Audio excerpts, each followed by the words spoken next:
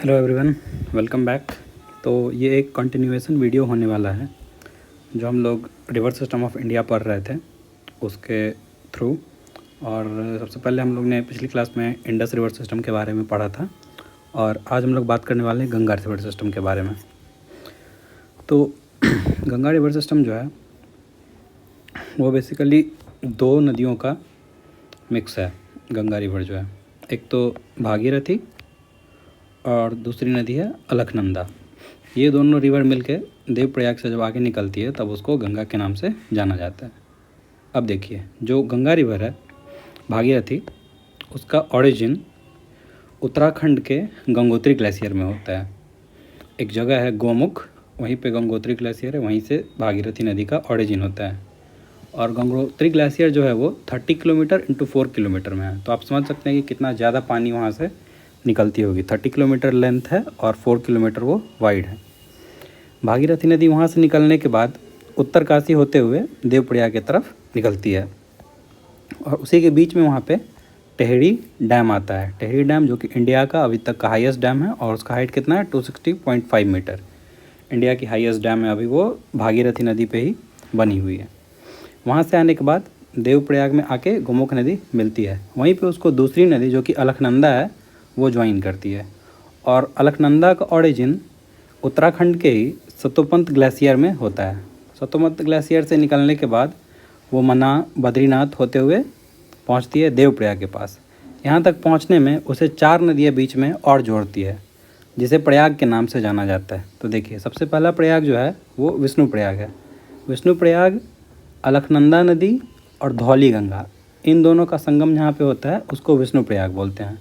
तो अब देखिए, धौली गंगा ओरिजिन कहाँ पे होता है? नंदा देवी नेशनल पार्क है उत्तराखंड में ही, वहीं पे धौली गंगा नदी का वहीं से ओरिजिन होता है और वो जाके विष्णु प्रयाग में अलकनंदा नदी से मिल जाती है।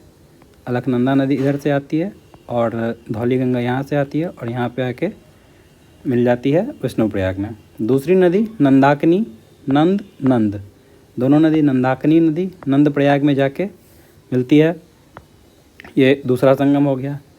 तीसरी पिंडार नदी कर्णप्रयाग में आके मिलती है यहाँ पे। और चौथी नदी जो कि मंदाकिनी है, मंदाकिनी का ओरिजिन केदारनाथ से होता है और वहाँ से आके वो रुद्रप्रयाग में मिलती है अलकनंदा नदी से। और ये नदियाँ फिर फाइनली अलकनंदा नदी आके देवप्रयाग में मिल जाती है, किससे? भागीरथी नदी से। तो भागीरथी नदी और अलकनंदा नदी आके जो देवप्रयाग में मिलती है, यहीं से गंगा नदी का ओरिजिन होता है। और हम कह सकते हैं कि यहीं के बाद से इन दोनों नदियों के संगम को गंगा नदी के नाम से जाना जाने लगता है। अब देखिए, यहाँ से निकलने के बाद गंगा नदी ऋषिकेश होते हुए, राजाजी नेशनल पार्क होते हुए, शिवालिक हिल्स को क्रॉस करके हरिद्वार को आती है। और हरिद्वार आने के बाद ये नीचे की तरफ निकल आती है, यूपी में एंटर कर जाती है। अब देखिए, यूपी में इसका एंट्रेंस कैसे होता है। तो ये देखिए, ये जितनी भी सारी नदियाँ थी और उसके डिस्ट्रीब्यूटरीज थी, जितने सारे संगम थे वो यूके में थे, उत्तराखंड में। और उत्तराखंड से निकलने के बाद हम लोग आ जाते हैं उत्तर प्रदेश में। तो गंगा नदी उत्तराखंड से छोड़ती है और बिजनौर डिस्ट्रिक्ट जो कि यूपी में है, वहाँ से एंटर करती है यूपी में। ठीक है, यूपी में एंटर करने के बाद गंगा नदी वहाँ से ट्रैवल करते हुए और नीचे की तरफ आती है और जो मेजर सिटीज़ हैं जैसे कानपुर हो गई, वहाँ से आगे निकलते हुए कहाँ पहुँच जाती है? इलाहाबाद। इलाहाबाद, जिसको प्रयागराज के नाम से अब जाने जाना लगा है। प्रयागराज में क्या होता है कि 3 नदियों का संगम होता है, ऐसा माना गया है। एक तो गंगा नदी हो गई, एक यमुना नदी हो गई और एक सरस्वती नदी हो गई। तो गंगा नदी और यमुना नदी ये तो अभी भी विजिबल है, लेकिन सरस्वती नदी ये पता नहीं अभी कि बहती है वहाँ पे या नहीं। बहुत लोग मानते हैं कि ये अंडरग्राउंड है, मतलब नीचे से बहती है। बहुत लोग मानते हैं कि अब सूख गई हुई है, बहुत पहले बहती थी। ठीक है, तो यहाँ पे इन तीनों नदियों का संगम होता है, इसलिए इसको प्रयागराज के नाम से मतलब कि जाना जाता है। और त्रिवेणी संगम भी इसी को बोलते हैं, क्योंकि 3 नदियों का यहाँ पे संगम होता है, इसलिए इसको त्रिवेणी संगम के नाम से जाना जाता है। और देखिए, प्रयागराज में ही महाकुंभ मेला लगता है, जो कि हर 12 साल पे लगने वाला मेला है महाकुंभ मेला। तो वो प्रयागराज में ही लगता है। क्यों लगता है? क्योंकि वहाँ पे गंगा नदी, यमुना नदी और सरस्वती नदी तीनों का संगम होता है। और यमुना नदी जो है वो सबसे वेस्टर्न मोस्ट ट्रिब्यूटरी भी है गंगा की। जो पश्चिम की तरफ से आने वाली जो ट्रिब्यूटरी है गंगा की, वो उसमें सबसे बड़ी ट्रिब्यूटरी है यमुना नदी गंगा की। अब देखिए, यहाँ से उत्तर प्रदेश में आ जाती है कहाँ से, बिजनौर से। बिजनौर से इंटर करती है गंगा नदी, वहाँ से कानपुर आती है, कानपुर से यहाँ पे त्रिवेणी संगम में आती है, वहाँ से फिर मिर्ज़ापुर होते हुए, वाराणसी होते हुए ये बिहार और यूपी का जो बॉर्डर है उसके तरफ फ्लो करते हुए आरा डिस्ट्रिक्ट से बिहार में इंटर कर जाती है। अब देखिए बिहार में कहाँ से इंटर करती है, आरा से बिहार में इंटर की गंगा नदी, वहाँ से छपरा, पटना, बेगूसराय होते हुए ये फिर इंडिया और बिहार और जो झारखंड का बॉर्डर है वहाँ पे थोड़ी देर ट्रेवल करती है साहिबगंज के पास से, फिर ये कहाँ, झारखंड में इंटर कर जाती है।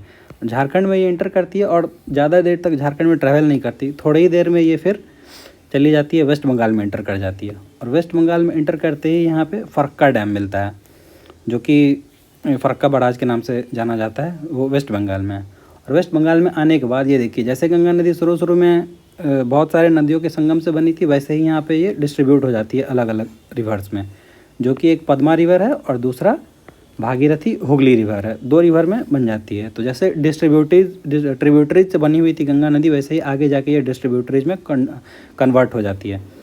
यहाँ से वेस्ट बंगाल में ये मुर्शिदाबाद होते हुए, नवद्वीप होते हुए, कोलकाता होते हुए और हल्दिया इंटर करती है और वहाँ से फिर ये बांग्लादेश की तरफ चली जाती है।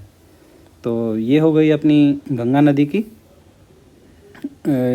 नदी का सिस्टम, कैसे ये यहाँ से उत्तराखंड से होते हुए उत्तर प्रदेश में इंटर करती है, उत्तर प्रदेश से होते हुए फिर बिहार में इंटर करती है, बिहार से थोड़ी देर के लिए झारखंड में भी आती है और वहाँ से फिर वेस्ट बंगाल होते हुए फाइनली निकल जाती है।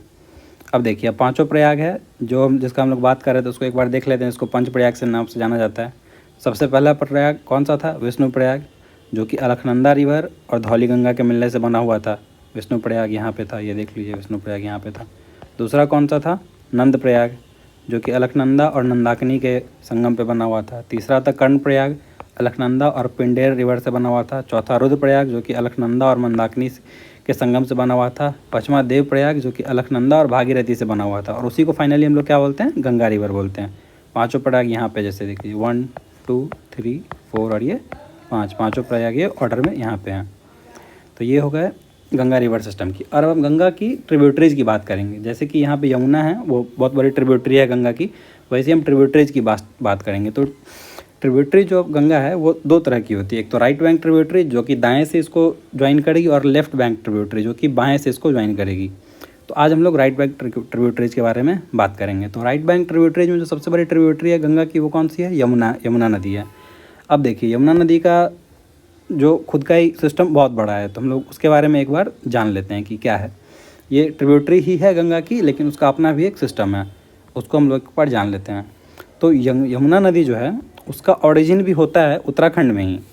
जो ये पांचों रिवर सिस्टम था हम लोग का इसके आसपास, वहीं पे यमुनोत्री है उत्तराखंड में ही, और वहीं पे यमुना नदी का ओरिजिन होता है। वहाँ से ये नीचे के तरफ साउथ के तरफ फ्लो करते हुए कहाँ आ जाती है, ये जो है अपना उत्तर प्रदेश, और इधर दिल्ली, उत्तर प्रदेश और ये हिमाचल, इसके बॉर्डर से होते हुए ये आती है नीचे की तरफ, और दिल्ली के पल्ला विलेज के पास ये एंटर कर जाती है दिल्ली में।